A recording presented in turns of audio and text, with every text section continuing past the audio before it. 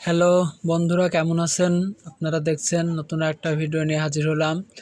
Floor বাইডিং আপনারা দেখছেন। Floor rod দিয়ে ঢালাই হবে। আপনারা দেখছেন সলিং পারে গ্রেড বিমের সাথে কিভাবে ফ্লোর ঢালাই হয়।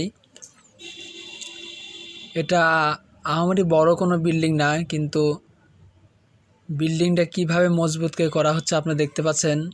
এই পাশে পরবর্তীতে সিঁড়িঘর হবে, পরবর্তীতে এই জাত থেকে সিঁড়ি উঠবে, এরা সামনের গেট। তো আপনারা দেখতে পাচ্ছেন এখান দিয়ে পরবর্তীকালে এখান থেকে সিঁড়ি উঠবে। আর চারিদিকে গ্রেড বিমের রিংয়ের রড ছাদে যেভাবে বিম দেওয়া হয় ওভাবে রড দিয়ে এখানে টাঙ্কি আছে, ফ্লোর ট্যাঙ্কি, মলের ট্যাঙ্কি, এবং এই মলের ট্যাঙ্কি শুদ্ধ পুরা ফ্লোর রড দিয়ে কিভাবে ঢালাই হচ্ছে। এক পল্ল রড কেবল পড়ছে আপনারা দেখতে পাচ্ছেন, আরও চারিদিক রড পড়বে এবং পুরা বাড়ি ঢোকা চারিদিকে সিঁড়িগুলো ধাপগুলো একবারে গাঁথনি করে ডুয়া হয়ে গেছে। আপনারা দেখতে পাচ্ছেন ডুয়া হয়ে ফ্লোর হবে, ফ্লোর হয়ে তারপরে গাঁথনিটা উঠবে, গাঁথনি উঠে পরবর্তী আবার তিন জায়গা তিনটা কলমও উঠবে সামনের ডিজাইনে, কলম উঠে এটা ছাদ হবে। তিনতলা ফাউন্ডেশন আপনারা দেখতে পাচ্ছেন, তিনতলা ফাউন্ডেশন।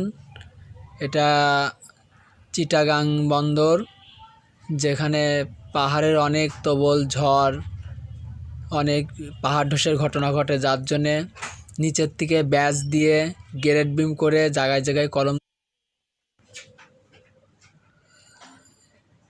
এটা কিভাবে হচ্ছে নতুন ইটের ডিজাইন দিয়ে আপনাদের কেমন লাগছে কমেন্টে প্লিজ জানাবেন। বেশি বেশি ভিডিওটা শেয়ার করবেন, দেখবেন যাতে নতুন নতুন এভাবে ভিডিও আপনাদের মাঝে আনতে পারি। দয়া করে কার কীরকম পছন্দ হচ্ছে আপনারা দেখে জানাবেন। এবং আপনারা দেখতে পাচ্ছেন এই পাশের যে রডগুলো বাড়ায় আছে এগুলো সম্পূর্ণ ট্যাঙ্কির ছাদ হয়ে যাবে এর সাথেই। আশা করি আপনারা সবাই বুঝতে পাচ্ছেন। ভালো লাগলে শেয়ার করেন, আর কোনো কমেন্ট থাকলে কমেন্ট বক্সে এসে কমেন্ট করেন। ধন্যবাদ।